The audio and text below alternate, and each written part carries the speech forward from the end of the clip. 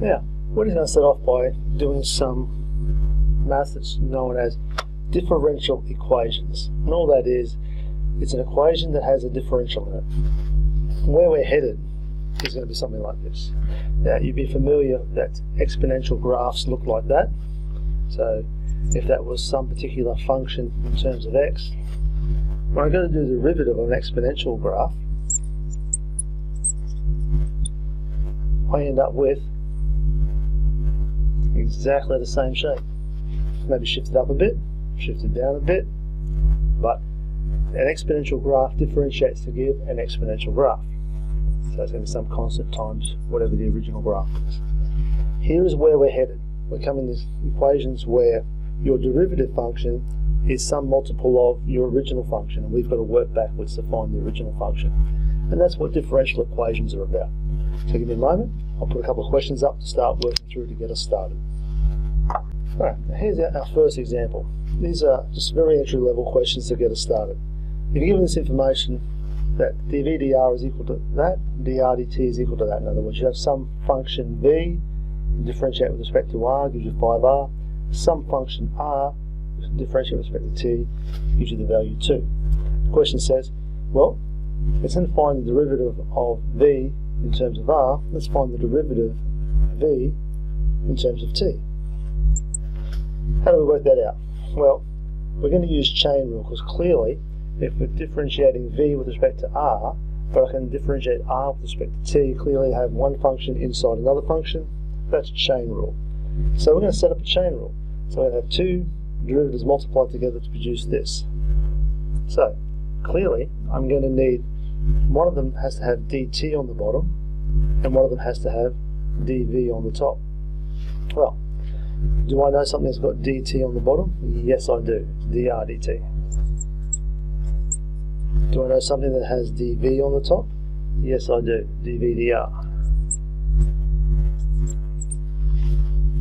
Now, if I have a look at that, I've got my dr top and bottom. If I cancel that, I'm left with dv on dt. Exactly what I'm after. I want dv on dt. Cancel the dr's out. That's what I'm left with. Oh, I know dr dt. It's 2. I know dv dr. That's 5r. So the answer to our question is going to be, if I've got some function v that has function r inside it, and I want to differentiate v in terms of t, 10r is my answer. So there's number 1. I'll put up number 2 for you in just a minute. So here, it's a similar question, just got one slight little twist into it. So we've got this differential function up here, this differential one here. I now want dn dt. So I'm going to need a chain rule. I have two derivatives multiplied together. I need something that has dt on the bottom and something that has dn on the top. Well, do I have something that has dt on the bottom?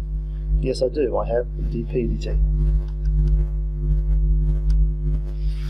Do I have something that's got dn on the top? No, I don't. I've got up here dn on the bottom. Well, that's not a problem, because the left-hand side apparently is exactly the same value as the right-hand side, so the equal sign tells me. So if I were to invert both sides, I haven't changed the equality in any way. So if I turn this upside down to be dn dp, excellent. The dp's cancel out, I'm left with dn on top, dt on the bottom, exactly what I'm after. Fill that in. dp dt, 6. Now dn dp is this inverted, so it's 1 on 4n. 6 on 4 is 3 on 2. 3 on 2n is our answer. Okay. Let's find question number 3. So here's question number 3. It's now a worded type problem. Now you're told you have a balloon that's being filled with air at the rate of 150 cubic centimeters per second. So you want to find out the rate that the radius is changing when the radius is 3. So at the moment we've got a rate of the volume changing per time. We want an answer where the radius is changing per time. Now, the radius is going to increase at a change in rate. I'm sure you can imagine you've blown up a balloon before. When you start blowing it up, every lungful of air eventually makes it expand quite a lot. The next lungful of air, it doesn't expand as much. The next lungful of air, it doesn't expand as much. Just as much air is going in, but because there's now more volume inside the balloon to fill, the radius is changing more and more slowly. And that's what's happening in this situation. So we want to find the rate at which the radius is changing with respect to time. So we want the rate of change of radius with respect to time.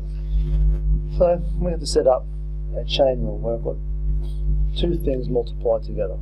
So I need something that has dt on the bottom and something with dr on the top. Well, at the moment over here, I've got that the rate of change of the volume with respect to time is equal to 150. So I've got dt on the bottom, which is what I'm after. So I need dv dt. I now need to get the dr on top. So I need a dr there, and I need to cancel out this dv. So this is what I need. This is what the question asked me to find. This is what the question provides me with. And I need to work this out somehow. That's not too difficult, because here we have something, we've got volume in terms of radius. We can do that very easily. We already know that the volume of our spherical balloon in terms of radius is 4/3 pi r cubed. So we have something here that we know from our general mathematics.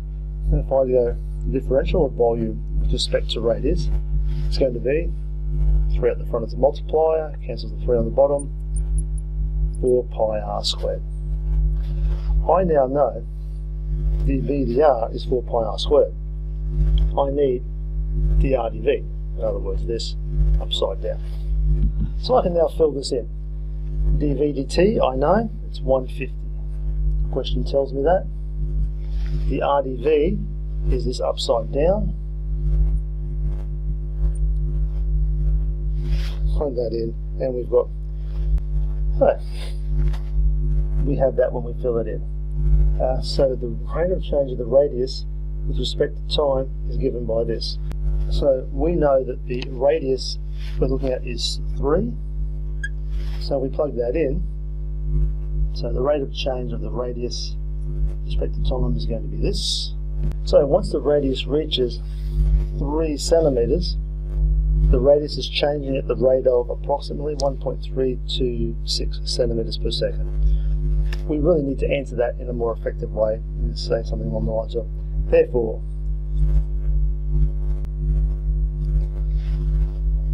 and that's going to be a much more effective way to answer the question.